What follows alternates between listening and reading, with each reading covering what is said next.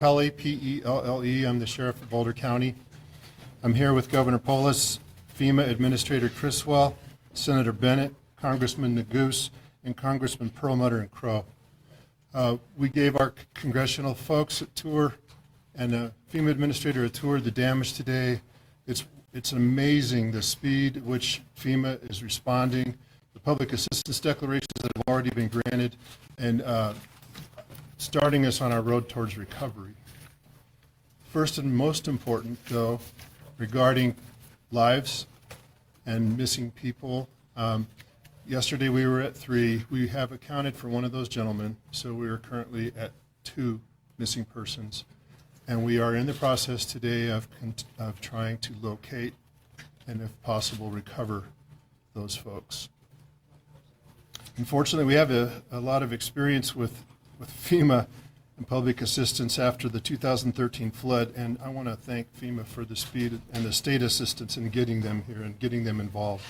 We look forward to the collaborative process moving ahead of helping our residents in recovery, and we want to make sure that we have an opportunity to collaborate with the county and all the cities involved and make this as smooth as possible for our residents and citizens to recover.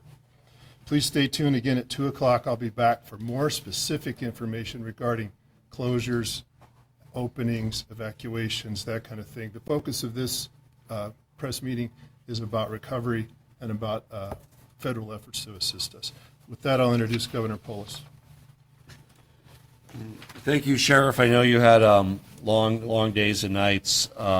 This is really a crisis in fast motion. The way that this is quickly moved to destroy close to 1,000 homes and many more damaged, affecting many more thousands of people.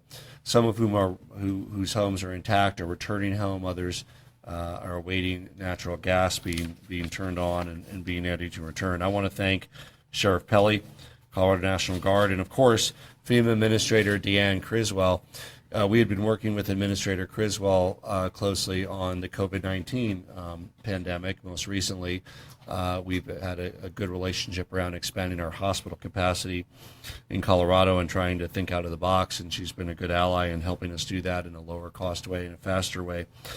We are honored that within 48 hours we have her on the ground here in Colorado, bringing all the help that the Federal Emergency Administration can bring to bear. To the families who've lost everything they have, we are setting up everything that we can to help you get through what is likely to be one of, if not the most difficult periods of your lives.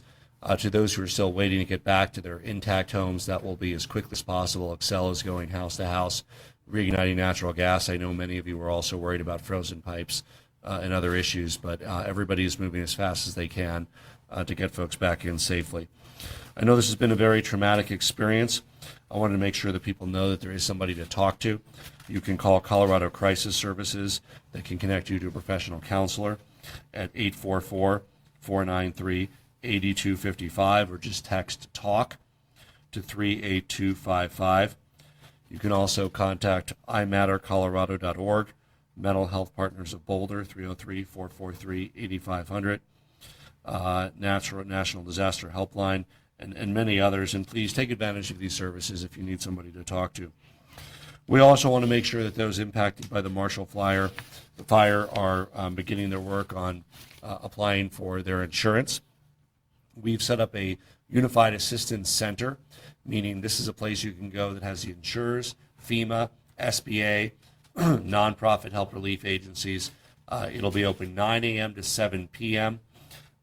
Every day this week. It actually opened today, but not every one of those entities is yet situated there. It's at 1755 South Boulder Road in Lafayette. And so that's really, in addition to, of course, you can deal with your insurance company on the phone or online. But for many folks to have that all in one place, you're going to want to make that a part of your day.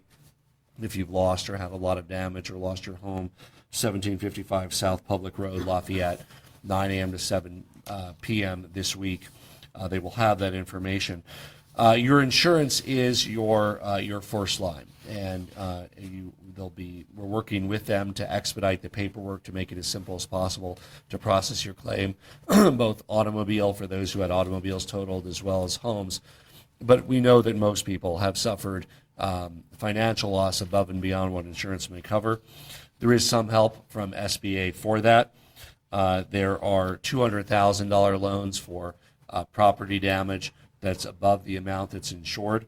That's at a rate of 1.43% for 30 years, so folks should take advantage of that. There's also $40,000 in loans for folks who lost property in their home above and beyond what was insured. So again, these are loans. They have to be repaid, but they're on favorable terms. Families, after you figure out what insurance should pay out, should take advantage of those opportunities. If you're unsure how to contact your insurance agency or your company, you can visit www.iii.org, and you can search for insurance company claims filing telephone numbers. I know you likely lost all your insurance paperwork in your home, and so you might have to look at that. You can also get additional help at the site on South Public Road, 1755 South Public Road. For businesses that have been affected, there are also some loan packages that can assist. There's several categories. There's building owners. Your building was likely insured. Talk to your insurance company, but there's also small retail stores that were tenants of those. There might be help available through the SBA to help you get back on your feet.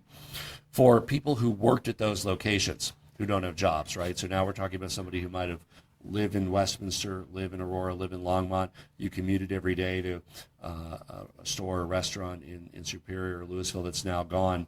There's emergency-related unemployment that you can now file for if you have no place of work to go to. The major employers in the area, like Target and others, are able to work with you to reassign you to another location, so you will have a job, and many of them are giving some comp time as well, and we deeply appreciate that. So this is I know this is a difficult time in your lives if you've lost everything or you don't even know what you've lost.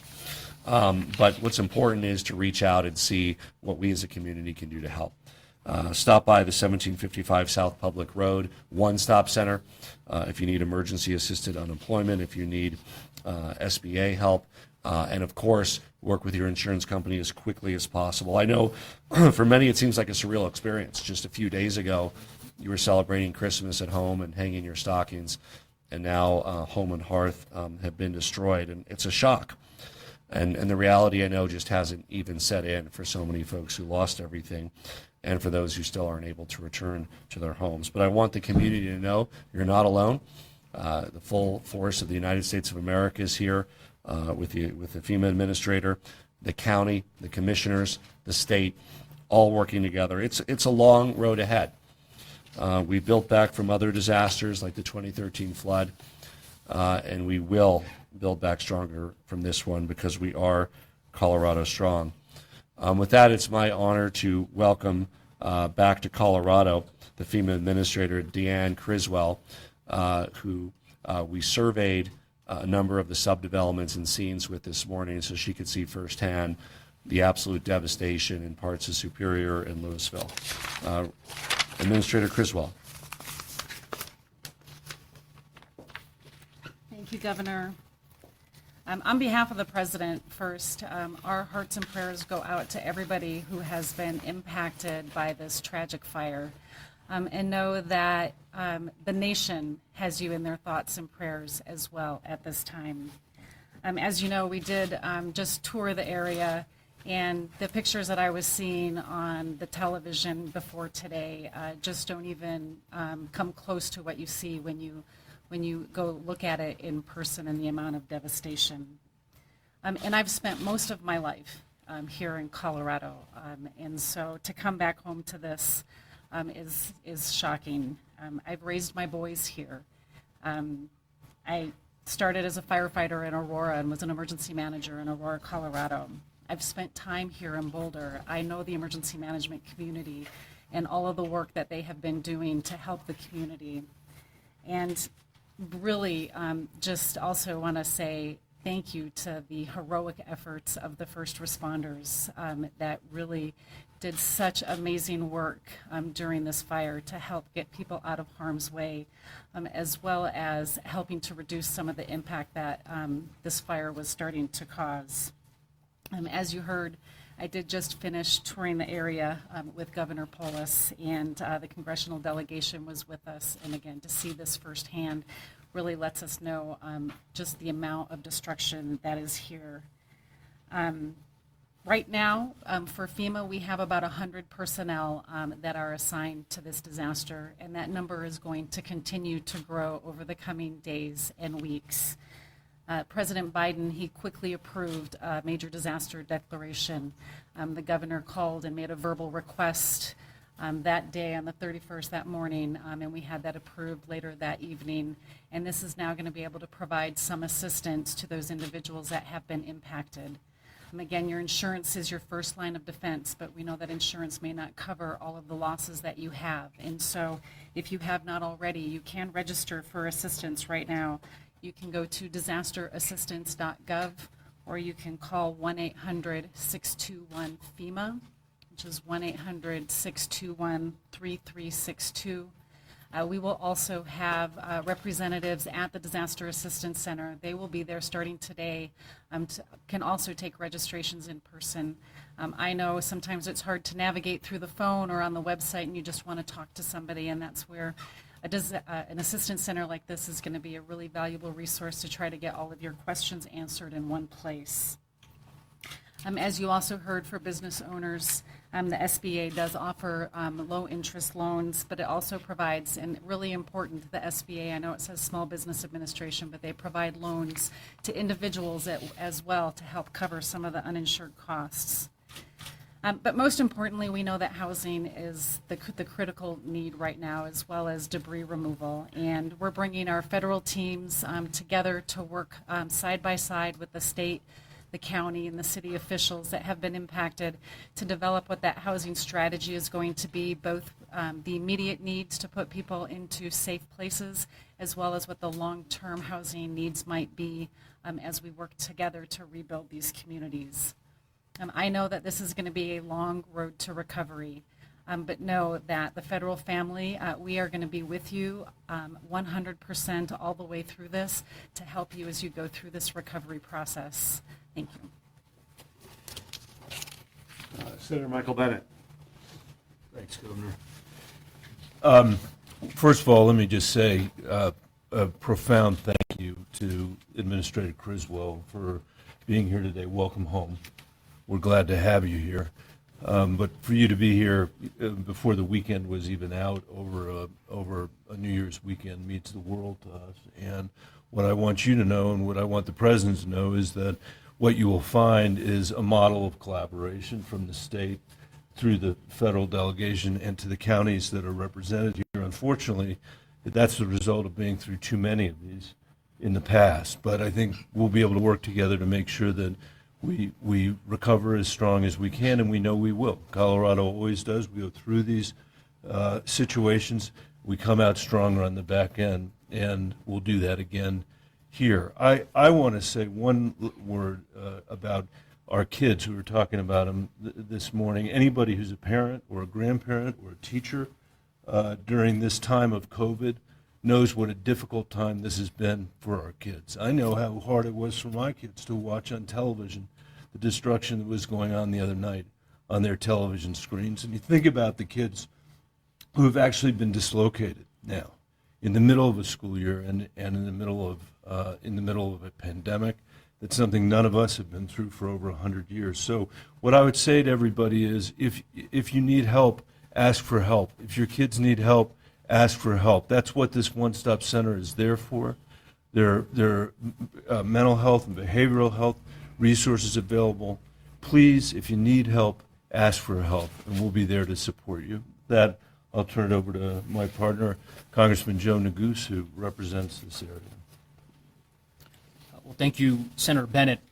First, let me just echo, I'll be brief, but what Senator Bennett said with respect to the collaboration here at the local, state, and federal level. We're grateful for the governor's leadership, the insurance commissioner, the Department of Public Safety, and Stan Hilke, and all that they are doing, but also the local officials here on the ground who have been working around the clock for the better part of the last almost 4 days. That starts with Sheriff Pelley, but also the Boulder County Commissioners who are here with us today as well, Claire Levy and Matt Jones, the latter of whom literally signed the county declaration, emergency declaration, as he was fleeing his own home in Louisville on Thursday, and our mayors, both of whom are here, Mayor Clint Folsom from Superior and Mayor Ashley Stoltzman from Louisville, literally working around the clock the last several days, little sleep, and both of whom had no idea whether or not their own homes would ultimately still be standing after these terrible fires.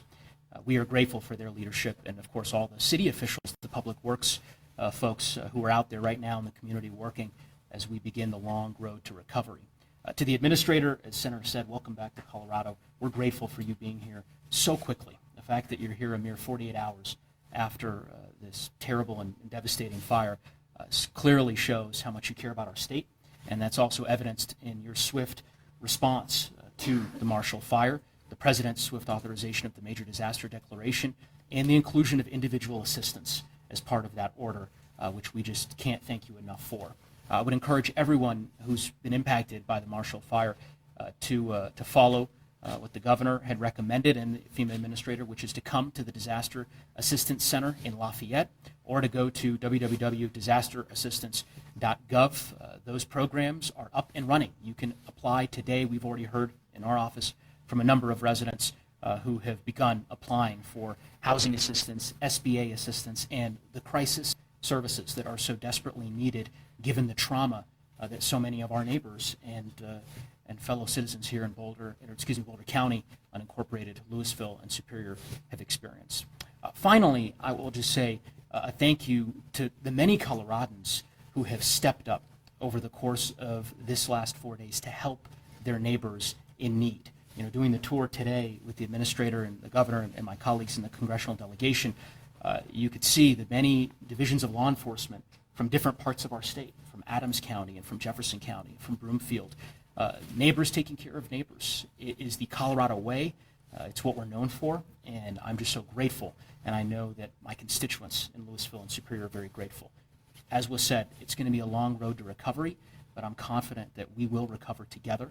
We've done it before, and we'll do it again. And with that, I'll turn it over to my colleagues in the delegation, Congressman Perlmutter and Congressman Crow.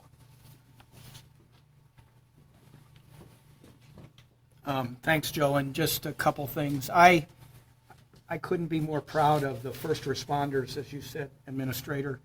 Joe Pelley and Stan, your people, if you think about it, 2 people missing out of 35,000 people evacuated.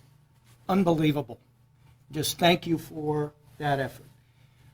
To the President, to the Governor, to the Commissioners, your prompt response, I think, is going to save a lot of trauma, but there is going to be, short-term, mid-term, and long-term angst and trouble that has to be dealt with over time, and we're providing centers to help people with that. Last thing I want to say is I came by on Friday morning, and I was at the corner of Marshall Road and Highway 93, where the state resources that had responded.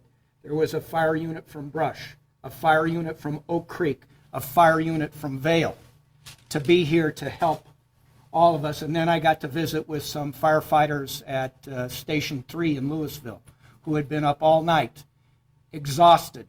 But the efforts of these people cannot be understated in dealing with the power of this fire. When you go through there and you see the burned out husks of cars and trucks, and steel lampposts bent over because of the heat. It's remarkable more people weren't hurt. We got a lot of work ahead of us, and we've got a heck of a team from the President on down to help people get through this tough time. And I'd like to turn it over to my friend Jason Crow.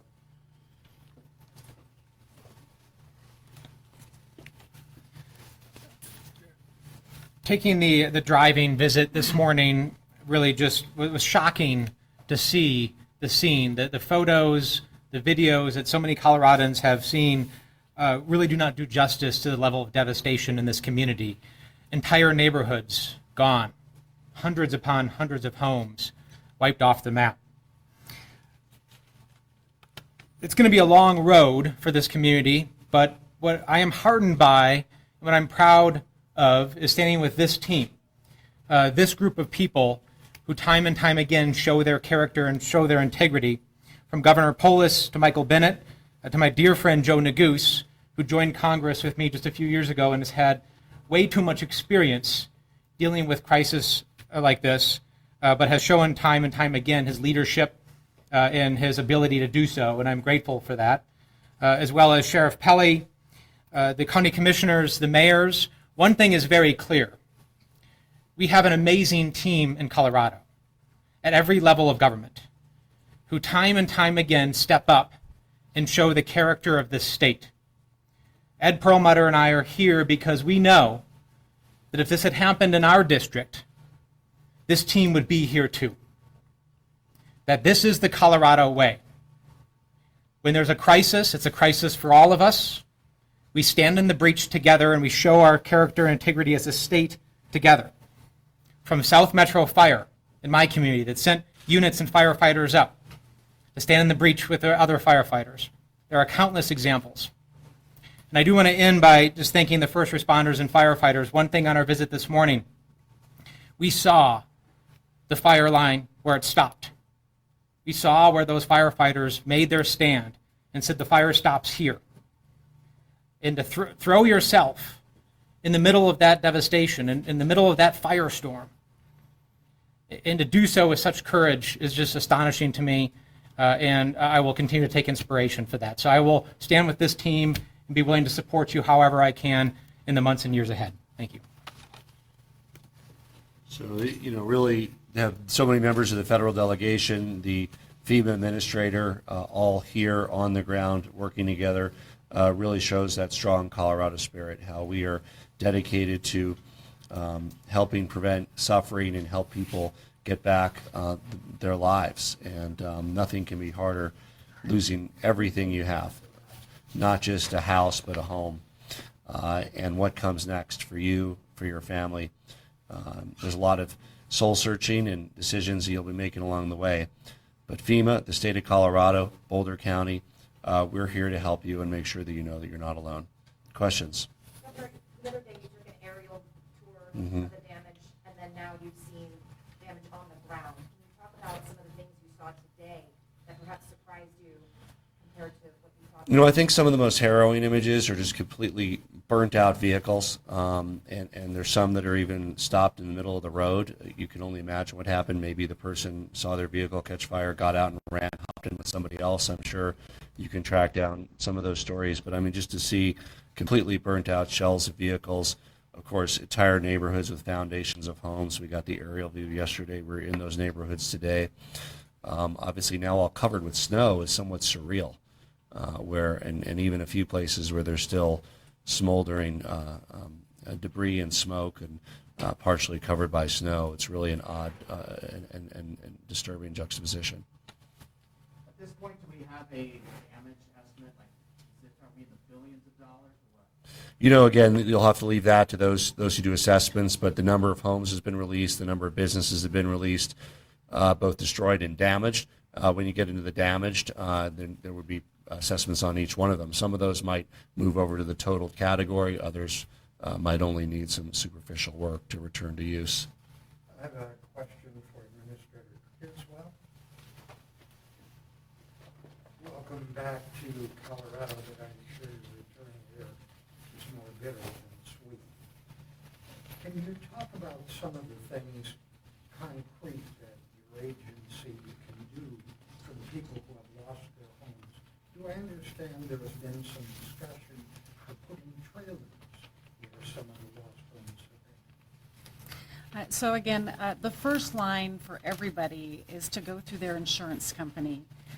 What FEMA can do then is if there are uninsured damages that they have, then they can register for assistance and they may be eligible for some additional assistance. Our programs are not designed to make individuals whole. Our programs are designed to provide safe and sanitary place for people to be. And so the maximum amount for the repair side that an individual would be eligible for outside of insurance if it didn't cover it is $37,900. We do have other programs as we work to assess what the housing strategy is going to be. We brought in our FEMA housing experts. We're working very closely with our state counterparts as well as the county officials to determine what the right housing strategy is going to be. RVs are one of the tools in our toolbox, but we need to determine what the right tools are going to be for these communities. Every individual is going to have a different and unique need. And so we really need to make sure that for the long-term strategy, we take the time to understand what those needs are, but work on the short-term strategy of giving everybody some temporary place to stay in the interim. Governor Polis, Yes. you have thousands of people displaced now. We have a very tight housing Yeah. market in Colorado, very expensive housing market. How are these folks going to get into new homes? Yeah, so we talked to the administrator about that. I think that's one of the perhaps unique attributes of this. There's clearly not this kind of rental housing inventory in the Boulder market. And so for some folks, they can resettle elsewhere. They'll rent in Aurora, in Denver, in Thornton. But for others, especially if they have young kids at school and they want to be near Superior Elementary or they have kids in high school, it's a question of how, over the short to medium term, because the rebuilding can take a year, perhaps more, because we have a shortage of supplies and labor, how can we find some more housing on site? So the mayor of Boulder was at our meeting. They offered to help with some of their housing stock. In addition, there's the potential for, if it goes that way, some on-site living that's temporary through RVs. But it's going to be challenging. There'll be some families that are able to live at some distance away for some period of time, but there's others that want that sense of normalcy for them and their kids. I think the commissioners get that, the state gets that, we express that to FEMA, so we're going to really try to be creative in finding ways that people who want to be close to Superior and Louisville are able to be as close as possible. Thank you.